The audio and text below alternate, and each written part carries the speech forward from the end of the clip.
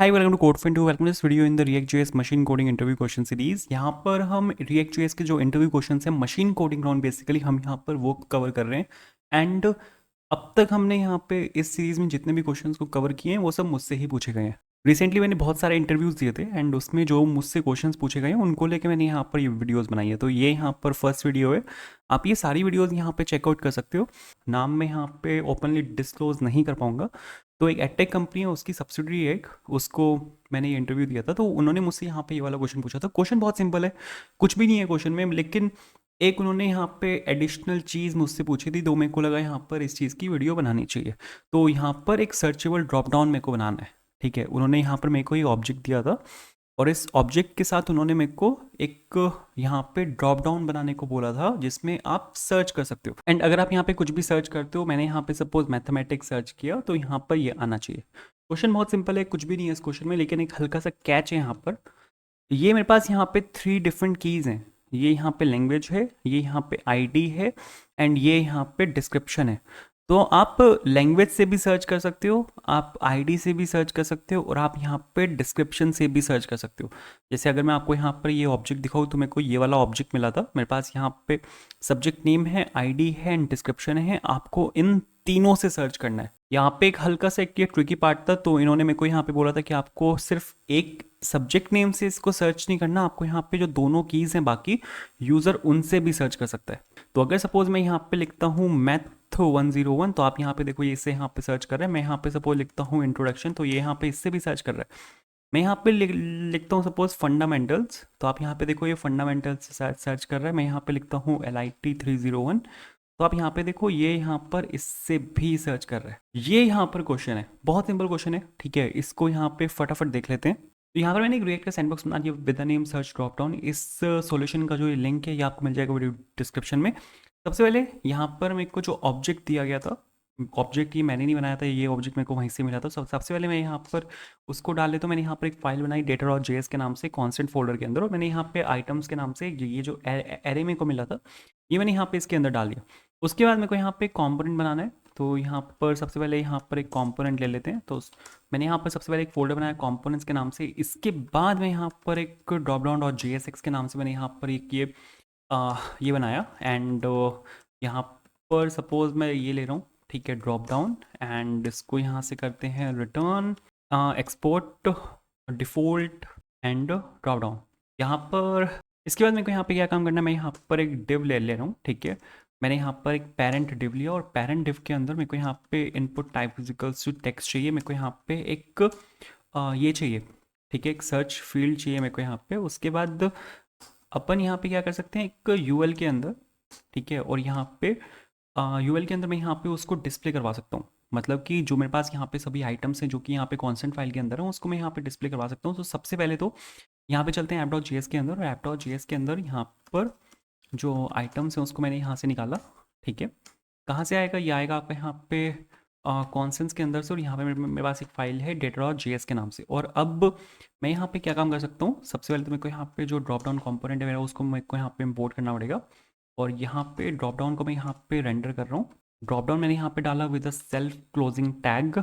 इसको मैं हटा रहा हूँ क्योंकि जो CSS से इससे वो भी हट जाएगी। इसको मैं यहाँ पे चेंज कर रहा हूँ फ्रेगमेंट्स में, और यहाँ पे मैं ले रहा हूँ data is equals to items. मैंने यहाँ पे जो ये है ये एज अ प्रॉप यहाँ पे मैंने पास कर दिया। ये बहुत इंपॉर्टेंट है, इंटरव्यूअर है ना, ये चीज़ देखते हैं कि आप जो आपका जो ड्रॉप डाउन कॉम्पोनेंट है वो कितना जनरिक है। तो आप अगर यहाँ पे डेटा आप बाहर से पास करोगे तो मतलब आप अपना कंपोनेंट काफ़ी जनरिक बना रहे हो, और डेटा उसमें हार्ड कोड नहीं हो रहा।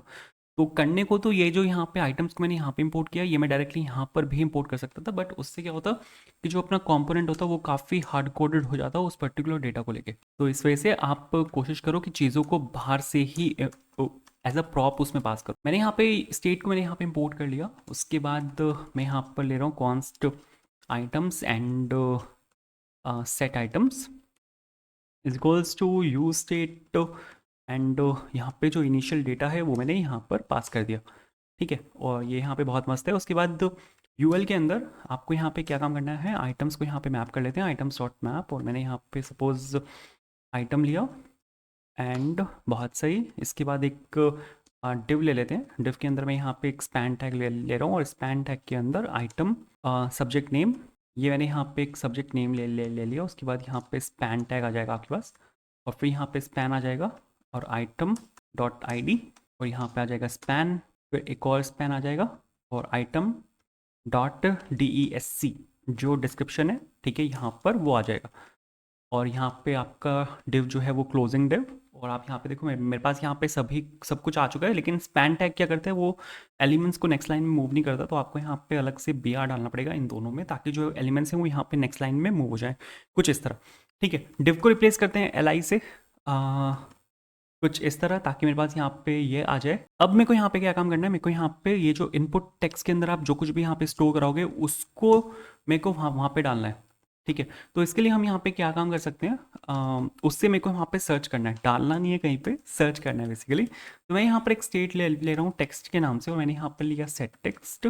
ठीक है, और यहाँ पे मैं इसको एक एम्प्टी ये ले रहा हूँ, और इसके बाद आपको यहाँ पे ऑन चेंज डालना है कि जैसे जैसे जो इनपुट फील्ड है उसमें वैल्यू चेंज होगी, वैसे वैसे आप यहाँ पे जो टेक्स्ट है उसमें आप वैल्यूज़ को इंसर्ट करा सकते हो, मतलब जो आपकी स्टेट है उसमें आप वैल्यूज़ को इंसर्ट करा सकते हो। वैल्यू कहाँ से आएगी, वैल्यू आएगी आपकी e.target.value से, और आप इसको एक कंट्रोल्ड कंपोनेंट बना सकते हो। तो मैं यहाँ पे वैल्यू के अंदर जो टेक्स्ट है आपका उसको मैं यहाँ पे डलवा रहा हूँ। तो अगर आप यहाँ पे इतना लिखोगे तो इतने से हो जाएगा। इसके बाद एक यूज इफेक्ट यहाँ पे बना लेते हैं कि जैसे जैसे टेक्स्ट जो हमारी यहाँ पे स्टेट है उसके अंदर वैल्यू यहाँ पे चेंज होगी, वैसे वैसे मेरे को यहाँ पे इसको रिकैलकुलेट करना पड़ेगा।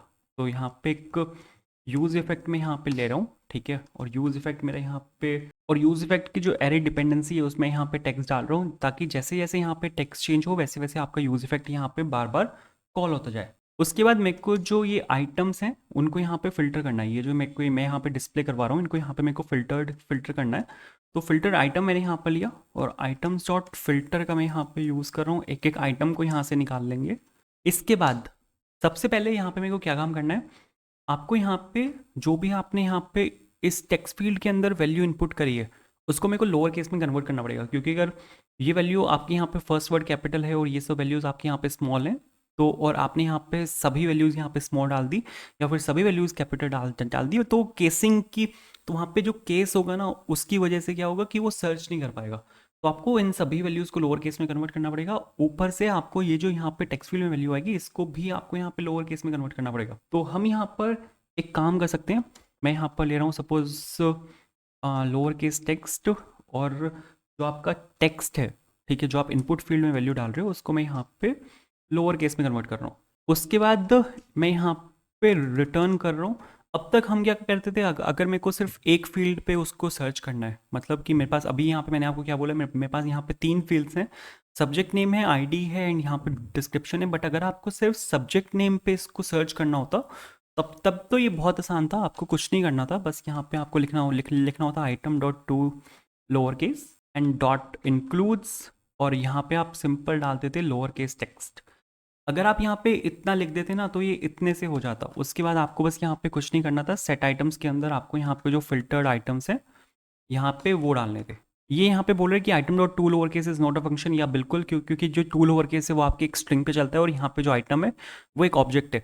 इसके अंदर एक की है अपने पास जो की है सब्जेक्ट नेम, ठीक है, सब्जेक्ट नेम पे आपको यहाँ पे लोअर केस लगाना पड़ेगा। तो अगर आप यहाँ पे देखोगे तो ये आपका यहाँ पे बिल्कुल परफेक्ट चल रहा है। और अगर आपको सिर्फ एक वैल्यू पे एक फील्ड पे अगर आपको सर्च टेक्स्ट लगाना पड़ता तो आप इसको ऐसे कर सकते थे, जैसे अगर मैं यहाँ पे सपोज मैथमेटिक्स को सर्च कर रहा हूँ तो ये बिल्कुल परफेक्ट चल रहा है। इसके बाद अगर आप यहाँ पे देखो तो ये क्लियर करने पे यहाँ पे मेरे पास सभी वैल्यूज़ आनी चाहिए। तो इसके लिए आप यहाँ पे एक काम कर सकते हो कि आप यहाँ पे एक चेक लगा सकते हो कि अगर टेक्स्ट में अगर वैल्यू है, ठीक है, तो आप यहाँ पे सेट आइटम्स फिल्टर जो भी है यहाँ पे आप ये डालोगे। लेकिन अगर उसमें अगर टेक्स्ट में वैल्यू नहीं है तो उस केस में आप यहाँ पे जो ओरिजिनल डेटा है जो कि यहाँ पे डेटा के अंदर है आप यहाँ पे वो डाल सकते हो। तो अगर आप यहाँ पे इतना कर दोगे तो इससे ये बिल्कुल परफेक्ट चलेगा। तो अगर आपको मैं यहाँ पे चला के दिखाऊँ, सपोज मैंने यहाँ पे मैथमेटिक्स सर्च किया और ये बिल्कुल परफेक्ट है, वापस जाते हैं, मैंने यहाँ पे सपोज कंप्यूटर साइंस सर्च किया, बिल्कुल ठीक है, और मैं अगर इस यहाँ पे सपोज लिटरेचर को सर्च कर रहा हूँ तो ये भी बिल्कुल ठीक चल रहा है। अब मेरे को यहाँ पे इन दोनों पर भी लगाना है, तो इसके लिए बहुत ईजी है, ठीक है, यहाँ पर सिर्फ एक कंडीशन है, यहाँ पर अब एक कंडीशन हटा के मेरे को यहाँ पे 2 कंडीशन और डालनी है, तो आपको यहाँ पे और लगाना पड़ेगा कि अगर ये वाली कंडीशन मैच नहीं हुई तो ये वाली कंडीशन मैच होगी, ये कंडीशन मैच नहीं हुई तो यहाँ पे ये वाली कंडीशन यहाँ पे मैच होगी। ठीक है, तो आप यहाँ पे ये काम कर सकते हो, इसको थोड़ा सा नीचे ले लेते हैं नाइस, एंड यहाँ पर इसको क्लोज कर देते हैं। तो सब्जेक्ट नेम की जगह आएगा यहाँ पे आईडी, आईडी की जगह आ जाएगा यहाँ पे सब्जेक्ट नेम की जगह आ जाएगा नेक्स्ट में डिस्क्रिप्शन। तो अगर मैं आपको यहाँ पे इसको चला के दिखाऊँ, मैं सपोज यहाँ पे लिख रहा हूँ इंट्रोडक्शन, तो ये बिल्कुल परफेक्ट चल रहा है। मैं सपोज यहाँ पे लिख रहा हूँ फंडामेंटल्स, बिल्कुल परफेक्ट चल रहा है। मैं सपोज यहाँ पे लिख रहा हूँ एक्सप्लोरेशन, और बिल्कुल परफेक्ट चल रहा है। बहुत इजी क्वेश्चन था और मेरे को इसको करने में मुश्किल से 5 या 10 मिनट लगे थे। बाकी और बहुत सारे क्वेश्चंस उन्होंने मुझसे पूछे थे। HTML से रिलेटेड क्वेश्चन थे, CSS से रिलेटेड क्वेश्चंस थे, जावास्क्रिप्ट से रिलेटेड क्वेश्चंस थे, और रिएक्ट से रिलेटेड क्वेश्चंस तो थे ही। एंड उन्होंने मुझसे Node.js और Express.js भी पूछा था, एंड काफ़ी डीप चले गए थे, बट वो सब मैं ऑलरेडी बता चुका हूँ। मतलब ये सब जो मैं आपको बता रहा हूँ, ये सब मैंने यहाँ पे ऑलरेडी, अगर आप ये वाली सीरीज़ देखोगे एडवांस Node.js, तो इसमें मैंने ऑलरेडी सब कुछ कवर किया हुआ है। उसके बाद जो जावास्क्रिप्ट क्वेश्चंस हैं जो बेसिकली पूछे जाते हैं, वो जो एडवांस जावास्क्रिप्ट वाली सीरीज़ है उसमें मैंने ये सब चीज़ें कवर की हुई हैं।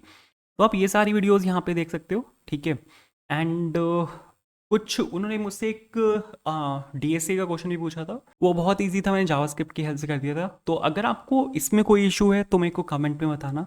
बाकी वीडियोस आप ये चेकआउट कर सकते हैं, बहुत सही सही क्वेश्चंस यहाँ पर हैं। नेक्स्ट 2 वीडियोस में हम कवर करेंगे हैकर रैंक के क्वेश्चंस। हैकर रैंक पे मुझसे कुछ क्वेश्चंस पूछे गए थे ऑनलाइन टेस्ट में, तो वो मैं यहाँ पे कवर करूंगा नेक्स्ट 2 वीडियोस में। तो आपको वीडियो पसंद आई हो तो लाइक करना, चैनल पर नए हो सब्सक्राइब करना, and thank you so much for watching this video. Have a good day.